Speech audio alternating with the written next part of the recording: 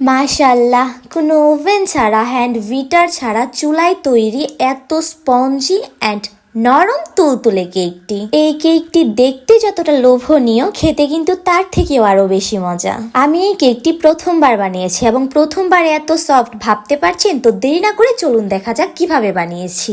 প্রথমেই আমি একটা ছাঁকনির সাহায্যে শুকনো উপকরণগুলো চেলে নিচ্ছি। এখানে আমি নিয়েছি 1 কাপ ময়দা, baking powder and baking soda. এগুলোকে ভালোভাবে মিশিয়ে নিয়েছি। তারপর একটা বোলে 2টি ডিম ভেঙে নিয়েছি এবং কুসুমগুলোকে খুব সাবধানতার সাথে তুলে নিয়েছি।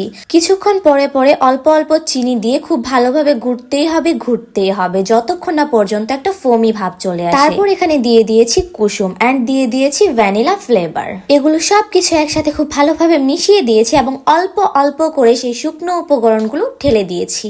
এই শুকনো উপকরণগুলো খুব আলতো হাতে এবং সাবধানতার সহিত করতে হবে, যাতে একসাথে জমাট বেঁধে না যায়। এখানে ভালোভাবে মেশানোর পর আমরা চলে যাব কেকটাকে খুব ভালোভাবে সেট করতে। একটা বোলের উপর আমি একটা পেস্ট দিয়ে ওটাতে খুব ভালোভাবে তেল ব্রাশ করে নিয়েছি এবং কেকের ডোটাকে ঢেলে দিয়েও একটু ভালোভাবে মিশিয়ে দিতে হবে যাতে কোনো বাবলস না থাকে। তারপর আমি চুলাতে একটা পাতিল বসিয়ে নিয়েছি এবং পাতিলের উপর খুব সুন্দরভাবে কেকের বাটিটাকে বসিয়ে দিয়েছি এবং ঢাকনা দিয়ে ঢেকে দিয়েছি। কিছুক্ষণ পর ঢাকনা উঠিয়ে আমি সামান্য পরিমাণে নারকেল দিয়ে আবার ঢেকে দিয়েছি। 25 মিনিট পর আমার কেকটা একেবারে পারফেক্ট ভাবে হয়ে গিয়েছে।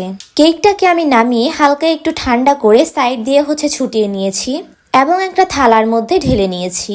তলা দিয়ে কেকটা একটু লেগে এসেছে। 20 মিনিট হলে আপনারা কেকটাকে উঠিয়ে নেবেন। 20 মিনিটেই তৈরি হয়ে গেল পারফেক্ট তুলতুলে নরম এবং খুবই সুস্বাদু একটা কেক। যারা কোনোদিনও কেক তৈরি করেননি এবং কেক তৈরি করতে গিয়ে বারবার ব্যর্থ হয়েছেন, তাদের জন্য মূলত আজকের এই ভিডিওটা। বাসায় একটা বারের জন্য হলেও বানিয়ে দেখবেন। আশা করি আমার মতোই আপনাদের কেকটাও নরম তুলতুলে হবে। তো আজকের মতো আল্লাহ হাফেজ।